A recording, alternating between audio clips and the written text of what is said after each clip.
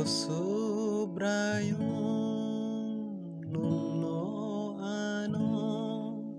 sana'y ano saway no mano haksalotong tutoy nung no ani wansong mano saway no mano ani samungrong teleng lamano nung le nai somo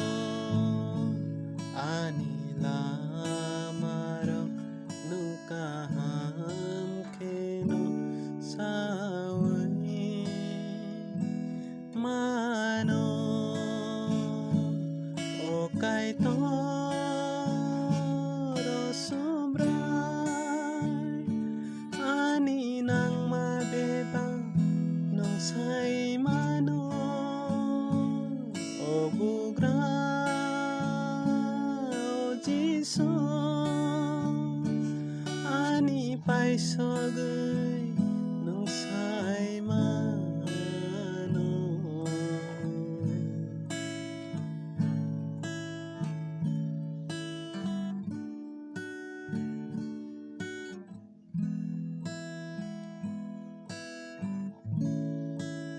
Boro hui jang nai tai kurui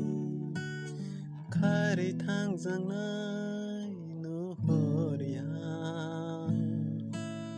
Boro hui jang nai tai kurui Kari thang jang nai no horia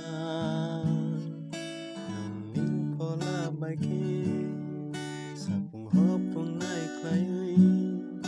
ano nai somo ani sa kabir kiting klay ani tomong no nung le nai somo o kay to